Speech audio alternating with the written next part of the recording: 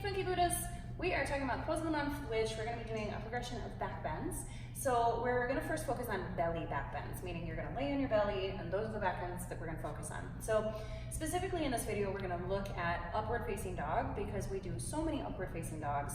And your upward facing dog is really the first back bend that we do in our yoga practice.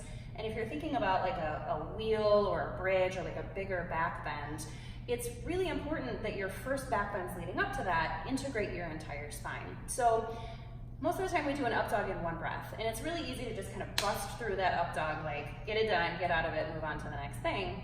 But we're gonna take a couple of minutes here to just break down what an up dog should feel like, and it's gonna look different in every single person's body according to what your spine actually needs. So I'll just give you a quick visual. Like if you're laying on the floor, and I'll show you that in a second, but it's easy to just push into your belly and end up dumping into your low back because that's the thing that's pushing into the floor. Not super helpful for your low back long term, and you're also not getting any upper back strengthening. So if you're just pushing into your belly and just kind of pushing into your hands, two things are happening. Your low back is taking a little bit too much pressure, and if you add your hands in here, your upper back isn't getting any back bend. So if you're moving into your upward facing dog and you're just pushing into your hands, it's not necessarily a bad thing, but just pushing into your hands, you can probably see there's no bend in my upper back, and my low back is really, it doesn't feel terrible, but it doesn't feel great either. So if you bend your elbows more, now all of a sudden I can feel in my upper back a lot of really strong muscles in there, but I'm much lower instead of just like full up dog or even legs lifted. So just to give you that permission, you might even lower all the way down and come up here. So this is more of a cobra pose. When I'm right about here, I can feel a ton of strengthening in my back. You want to make sure you're not allowing your shoulders to dump forward and put pressure. You can probably even hear the change in my voice. Pull your upper arm bones back. That's the action that's going to help engage all of these muscles in your mid to upper back. So your up dog may be cobra.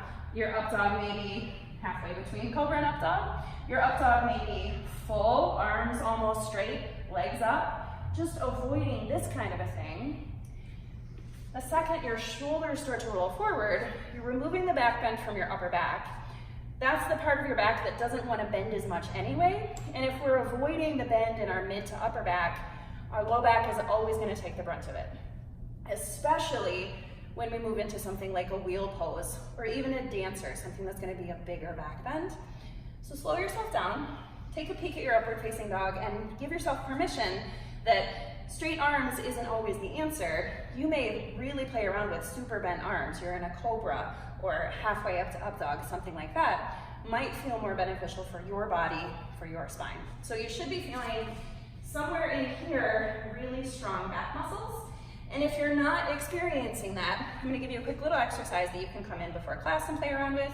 You can do it at home. Really great upper to mid back strengthener, and also it's a nice rotator cuff on the back of your shoulder strengthener as well. So come back down to your like chaturanga, but you're gonna lower all the way down to the ground. And then this would be like a cobra position. And instead of just pushing into your hands to make it happen, you're gonna squeeze your arm bones back to make the movement happen. So it's more pulling from your upper back rather than pushing with your hands. So when I push with my hands, my shoulders move forward. When I pull with my back, there's more of a back bend that's happening. So from this position, you're gonna stay here. I'm pushing down into the tops of my feet, and then I'm gonna float my hands. This in and of itself is gonna cause more action in your mid to upper back, more strengthening there. And then to add even more, you're gonna flip your hands, and you're gonna squeeze your hands out to the side. Try to keep your elbows tucked in. I don't know if you guys can see this, but I'm shaking a little bit. So this is a really, really awesome strengthener, and you're training your mid to upper back muscles in this region in here to be doing some work for you, so you're not always relying on pushing into your chest and dumping into your low back. So a couple of things to play with and consider. Again, it's not harmful per se to just push into an up dog, but really focus on lifting from your back rather than pushing from your hands, and see if you can integrate into your mid to upper back by pulling your upper arm bones back rather than just allowing your low back to do the work for you. So integrate your entire spine, use your core muscles, use your really strong mid to upper back muscles. And of course, as always, if you have questions, let us know. We're happy to help.